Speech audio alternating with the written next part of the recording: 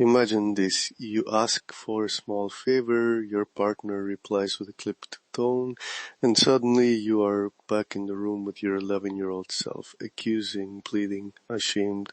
In 30 seconds, a private wound has redrawn the entire relationship, and neither of you knows why. Welcome to the Pattern Recognizer. Most people are running programs they never chose.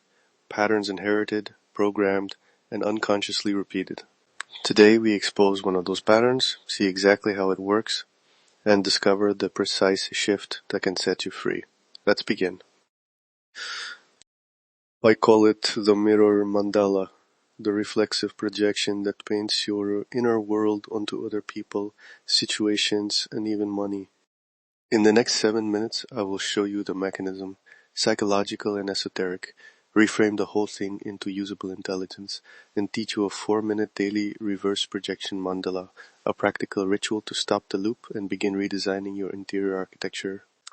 First, the mechanism in psychological terms. Projection is not simply blame, it's a reflexive geometry. You carry a stained lens, childhood wounds, unmet needs, conditioned beliefs, and that lens colors every perception. When someone speaks, you don't first hear words, you receive a shape filtered through the stain. Your reaction, anger, withdrawal, praise, is the lens acting back on the world, and that action confirms the original stain. Over time, the lens thickens. Patterns loop. Attachment becomes acting out, shadow becomes accusation, and what was private becomes public drama. A clear image. Imagine two circles overlapping.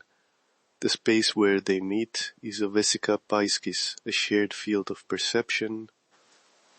Projection is the dark pigment one circle presses into that shared field. The other circle then reflexively replies, and the pigment spreads. That overlap becomes a mandala of mirrors, shared images that seem objective, when in truth they are co-created continuations of an inner script. Now map that to esoteric economy. Hermetic wisdom says, as above, so below. The inner microcosm sculpts the outer macrocosm. Gnostic thought names a world that reflects inner illusion. Not to remove responsibility, but to show form. Your interior geometry casts a shadow that appears as other people. Sacred geometry offers the metaphor of form as force. A repeated pattern, a mandala, becomes an energetic basin that attracts matching experience. The more you replay the pattern, the deeper the basin, the more inevitable the experience. This is not moral judgment, it is architecture. Here's the useful reframe. Projection is diagnostic intelligence, not a moral sentence. When you notice irritation, jealousy, or sudden moral clarity about someone else, treat it like a map. Ask, what internal contour just matched this external shape? Stoicism gives us boundary work. You can observe impressions without being compelled. Zen gives witness. Notice the thought, feel the body, do not identify. Combined, these teach a simple principle: choice over reflex. You can use the mirror to locate the broken edge and then repair the glass. That's freedom, and it's precise. One shift changes everything. Now the practical work, the reverse projection mandala. 4 minutes, repeatable, testable. Do this the next time you notice a strong reaction. Minute 0 to 1. Notice and name the trigger. Say to yourself silently, trigger, tone, phrase, look. Keep it clinical, not accusatory. The act of naming breaks the automatic surge. Minute 1 to 2. Locate the interior sensation and claim ownership. Where do you feel this in the body? Tight chest, hollow throat, heat behind the eyes. Place a gentle phrase, this is mine, not blame, ownership. Ownership collapses projection because it removes the unconscious transfer. Minute 2 to 3. Map the projection. Ask, what belief or childhood script is offering this reaction? I must earn love by fixing. If I show need, I'll be rejected. See the narrative clearly, speak it softly, name the story, then test it. Is it absolutely true now? Often the story will be a snapshot from the past, not the operating fact of the present. Minute 3 to 4. Reframe with a short grounding sentence and a micro action to test the new stance. Example grounding sentences. I own this feeling. I am safe to ask. Or, this is history, not destiny.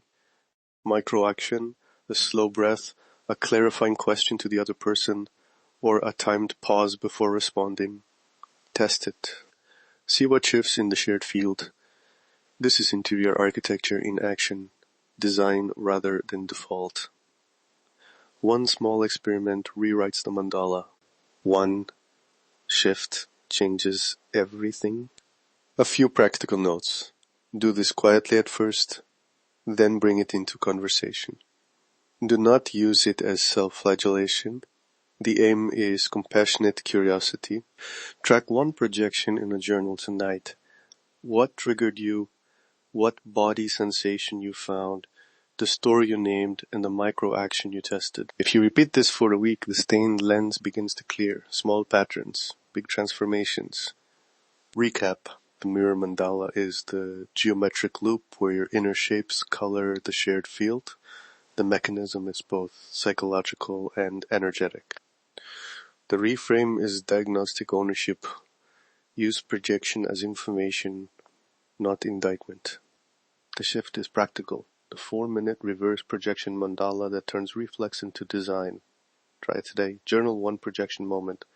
Test one micro action. Report back to yourself, not to blame. If you want a full architecture, step-by-step templates, journaling prompts, and an audio guide to the 4-minute practice, visit Desmarques.com. Try the practice once today and share your single observation. What changed when you paused? That's the next useful data point. Design, don't default. That is the pattern, that is the mechanism. And that is your shift today. If you're ready to decode the full architecture of your life, explore my complete library at Desmarques.com. The pattern is the prison. Awareness is the key. I'll see you in the next episode.